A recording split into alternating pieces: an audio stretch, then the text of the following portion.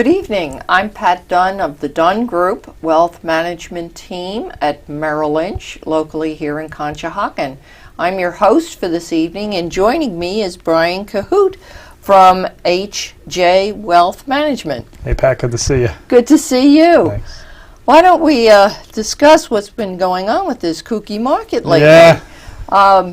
With the decline in the market in the first quarter, I realize this program is taped. It may be way past the first quarter when I see it, yep. when it's being seen. But we had a lot of investors decide that they were uncomfortable with this and started stressing that they wanted more bonds. Yeah. What are your thoughts, Brian, on equities versus fixed income for the long run? Yeah, so my thoughts are, and I agree. Anytime the market gets turmoil, it's like run for cover and buy bonds. But our advice to clients is, look, equities are for long term. That's your growth engine.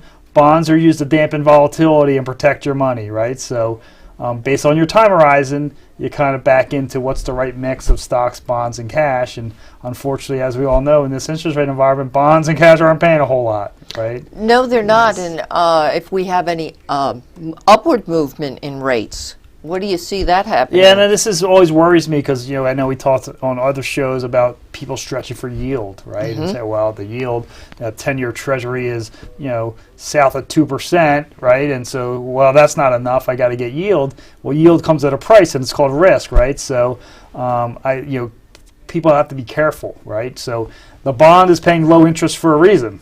It's safer than the equity side of the equation. So I think people need to make a good look at their risk profile and see how long do they need this money.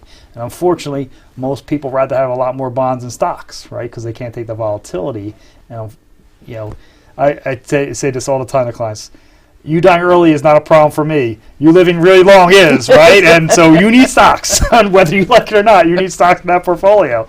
So that was a long-winded answer to say, long term, you got to go stocks. Stocks have to be in your portfolio. I agree. Unless you have more money than you could ever spend and you don't care, and you can put it all in under the mattress.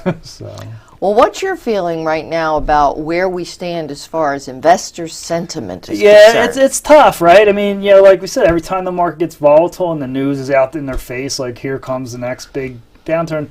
Most of our clients have been through two major crashes, the tech bubble and now the Great Recession, as they're calling it. So they're prone to when's the next shoe dropping, right? And so they're very skittish about the market. And the younger ones even worse, right? I mean, all they know is nothing great at the market. So I think investor sentiment is low. I mean, I think if they could stay out of the market, they would. And unfortunately makes our job a lot harder because we need them in the market. We need them in the market just to make sure their financial plans are going to work in the long term. Exactly. They have goals. Regardless of what the market's doing, they have goals, and they have to meet those goals. That's right, and they can see it with their parents. They're living a lot longer than anyone would expect them to. So that's the challenge. And so we're all planners. That's all what we tell clients: sit down and have a plan. Because if you can stick with your allocation and you get your time horizon right, it's a pretty easy story. Yes. When the time horizon comes off track, that's when the story gets very messy. Oh, the market's down, it's up, right? So. Well, you said something very interesting there with the parents living longer. There's no doubt that we are living longer. And the longer we're in retirement, the greater the need for finding income in retirement. Yes. What are you doing to help seniors really deal with their income needs in retirement? I mean, it's been a challenge, right? Because bonds are yielding so little that most seniors would love to ladder CDs and get that 5%, right? But it's not even out there. So no. Unfortunately, and there's other products that we don't spend a lot of time with, but people can look at annuities, and sometimes they make a lot of sense for people. We kind of keep it pretty simple and say, look, we need the equities to be the growth engine. So we kind of back in and say, easy math, we want 1 year of living expenses in cash, right? So the client needs $50,000, we want $50,000 in a bank that they can get their hands on. And we try to get about 8 to 9 years in bonds, ladder bonds, and that lets us hold equities for the longer period of time. And we'll use that to create income. So, we kind of try to dampen the volatility, but what we're saying is that doesn't mean you're going to get 8% yield, right? That's true. I mean, that just means that's true. You got a lot of volatility here, and what we're trying to do is make sure that we're not selling into the market when we don't want to, right? We've made the stocks a longer term holding period, but yield's hard. I know people got enamored by the MLPs, the master limited partnerships, 8-10% yields, and the energy went south. And I know me and you say it all the time, they're not giving you a big yield because they love you. That's right. That's just not happening, right? So as always, if it's too good to be true, it is. Run and sit with your financial advisor and make sure it's the right investment for your time horizon. Absolutely. Well, do you have time for a question? Of course. Yeah. We have Tim Nance of Norristown is asking, are technology advances taking away too many jobs? For example, 29% of surveyed IT workers are afraid that artificial intelligence will replace their jobs. What do you think about that? I mean, our artificial intelligence is obviously all the rage right now. I mean, you're hearing about it with IBM and Watson, and it's here. I think it's here to stay. We're talking about driverless cars, and so I think it's here to stay. And I think it goes back to a deeper problem: is that our workers are not trained for the jobs that are available. Right? So, correct. Technology is disruptive. It's going to change the jobs people need, and we've seen that in the last 15, 20 years. We're probably going to see it in the next 15 to 20 years. And so I guess you always have to be worried if your job's going to be irrelevant, but you also got to make sure you're relevant, right? And then stay on top of it and make sure that the training you're getting, and we're not doing a great job of it in the U.S., making sure we're training our people for the jobs that are available. So I can see why they're concerned, right? It is a risk out there. So I think our education system needs to do a little better job of preparing our workers for the jobs that are going to be relevant in the future. So. And actually, I'm starting to see a movement with the community colleges.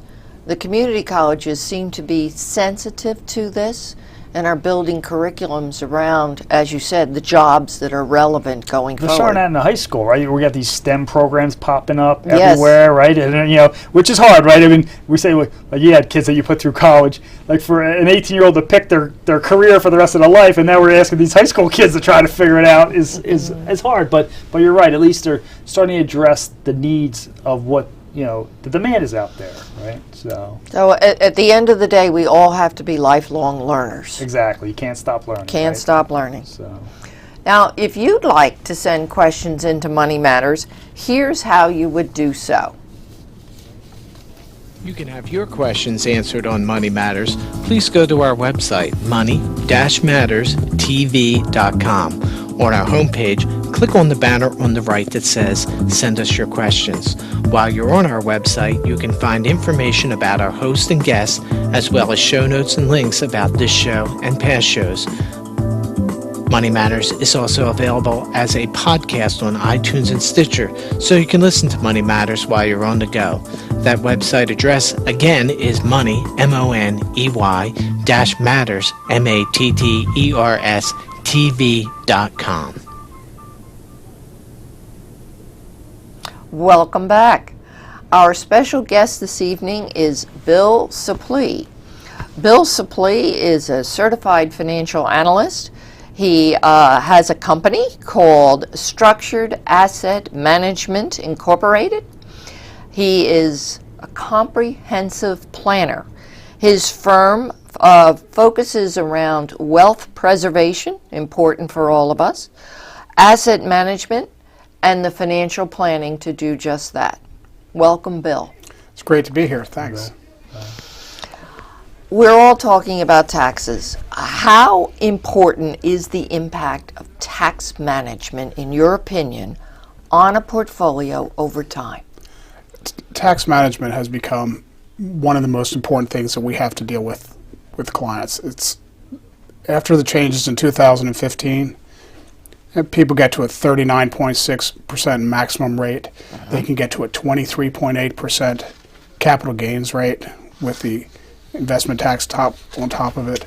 They just locally, clients who live in Delaware, 6.6% on top of that, or New Jersey clients, 8.9% on top of that. These are some big numbers. So proper tax management of investments becomes paramount. You don't want clients to move into some product very popular with some people is moving towards hedge fund type products. Terribly tax inefficient. Absolutely. You know, they say, oh, we're making 6%, and then after they pay taxes, they have 2.5%, 2%. It's, you know, your money's locked up. So we focus what we can do to manage taxes most effectively and have the amount of money the clients can spend rather than earn. I like that. It's not how much you make, it's how much you take to the bank. Right. Yeah, we all talk about asset allocation. I probably talked about it earlier. There's a strategy called asset location. Can you explain a little more to the viewers what that actually means? Asset location is a great strategy for the right client, not every client.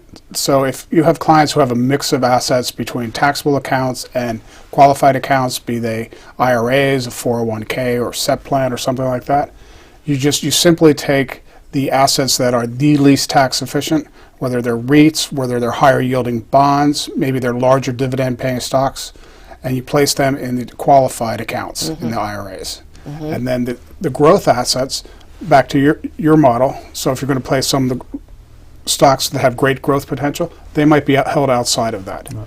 This maximizes the after-tax returns for the clients, but it's only appropriate for clients who can look at the concept that it's their pile of money rather than having separate buckets of money. This account did well. This account is terrible. What'd you do, Bill? Holy man! if you can't get that concept across, it's a very bad idea. It's exactly correct. Let's dig into that a little bit deeper. You mentioned, of course, hedge funds are terribly tax inefficient. Terrible. And using qualified accounts to house other assets could be a real plus.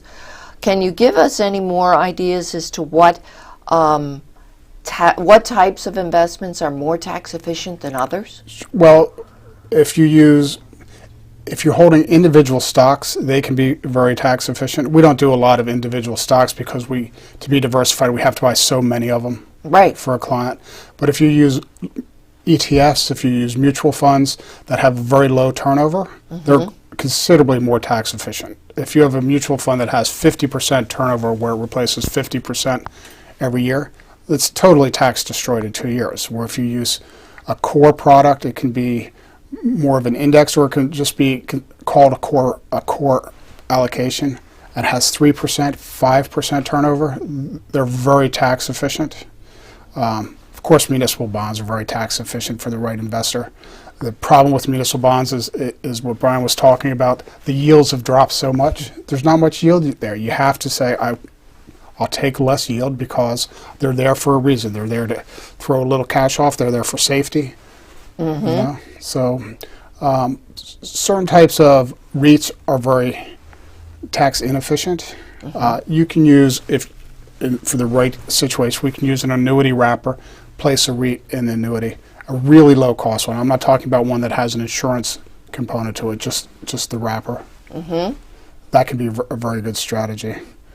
But each one has to be looked at on a regular basis, and they have to be analyzed at least on a yearly basis, because sometimes the assets in these different portfolios change and the characteristic of the portfolio changes. No, investors hate selling their losers. They hate it, right? Yeah. Yes. But there's a tax advantage to doing that sometimes. Can you explain that strategy? Absolutely. If every time you make a profit, the IRS wants you to share it with them, you got to make sure that every time you have a loss, they share that with you just as well. So we run a strategy. Many people do. We look at everybody's tax position every other week. So we run all the assets they have across from where they purchase it to see if they have a tax loss. If they have a tax loss and if it's sizable enough, we'll sell that asset and we'll replace it with something substantially identical. So this, for example, let's say it's a Standard & Poor's fund. You can replace one Standard & Poor's fund with another Standard & Poor's fund. It doesn't count for the wash sale rule from the IRS, but you don't lose your position. You can do it the same day, but you can book a tax loss. So if you put $20,000 in your tax loss bank, the next time you go to pay your taxes or you sell an appreciated asset, you can offset one with the other, or you can just carry it forward and use it against regular income. Yeah, and it's a great way to reduce taxes. Just for the views, wash sale means you can't go sell something at a loss and buy it right back, right? Nope, 31 days. Yeah. The problem is those strategies, a lot of tax harvesting strategies, they'll get wound up very tightly. So over time, particularly with clients who are getting 70s, 80s, their basis gets so low that they really don't have many. And then now they have a problem is if we sell something here, what happens if we pass away? Right. Because they have the step up in basis. They get very reluctant to sell. Yep. And that makes a lot of sense. So doing the, in effect, you're doing year-end tax planning all year long. Right. Right. Absolutely. Biweekly. Well, then how does that play into portfolio rebalancing? Well, the rebalancing, when you do tax management, you have to look for rebalancing opportunities. So if you run a rebalancing strategy, if you're holding an asset allocation, half stocks and half bonds, where you're rebalancing one if it becomes too out of whack, say the stocks have appreciated over 5 years, now they're 70%, it's not appropriate for your client's risk position or tolerance or horizon. You have to sell some to bring it back. You have to be careful when you do this that you don't realize short-term gains. So you have to look on the basis of, do I have long-term gains in here?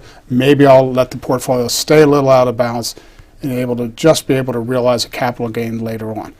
Or, can I sell some other asset at a loss to sell this at a profit to rebalance but to minimize the tax impact overall? You just made an excellent case for not having robo-advising, to having the intelligence to look at this and say, okay, what's short-term, what's long-term, to be able to take a serious look at this. Absolutely. I commend you. Thanks. It's also important that each individual's tax position is different because you have to know what the client's doing on the other side. If maybe they've had something else, a limited partnership they've invested in that they're taking a big tax loss on. You have to know what's going on in their personal life, know their finances, to know when's an appropriate time to do some of these strategies. It can't be robo. Can't be robo. Yeah, one size can't fit all because everyone's in a different tax bracket. Absolutely not. So. Men and women, Right. born the same day, 5% difference in longevity. It can't be right for everybody. Right. Right. So, we had talked about retirement income planning, and obviously tax pay a huge. When you're working, you kind of they get withheld, and but when you're not working, you're paying those taxes, explicitly. What do you do? What do you do around that? That's all. That's actually this year's been. We've had a couple really good successes with that, but we do things where we look. It's once again we're trying to see how much they have to spend after taxes over their lifetime, not how much they die with or how much they earn. So it's how much they can spend after tax. So some strategies, a basic default strategy, going back to robo-advisors, they'll take required minimum distributions, then they'll look at taxable assets, then they'll look at qualified assets, and then they might look at a Roth as their last asset. That's not right for a lot of people. There's all sorts of things that happen in there. So if you have a client that has, they don't have much income outside of their investment portfolio, maybe they can get money out of their IRA at a very low cost or very low tax bracket. Maybe you should take, instead of taking $80,000 or $50,000 out of their taxable account, maybe you should take $40,000 out of that and $40,000 out of the IRA. And between the two of them, they get the money out at a tax rate of, blended rate of 10%, 5%. 20 years down the road, if all the money's left in the IRA and they're trying to take that out, that might be coming out at 25% or higher. That's a bad outcome for them. They take it out earlier, pay it at a lower tax. And as a matter of fact, we've set a few clients up who have no intention of spending their IRA money now, and they're taking out $10,000, $12,000. They get it out at a 0% rate now. So that's, why leave it in there and then pay tax at 25% down the road? I couldn't agree with you more. And another interesting tool in the toolbox is that Roth IRA. What are your thoughts about the tax advantages or implications involved in having a Roth? Well, Roths are great if you can use them. Roths are great if you can get money into them. So if you are under the income limits and can put money into them, use them all the time.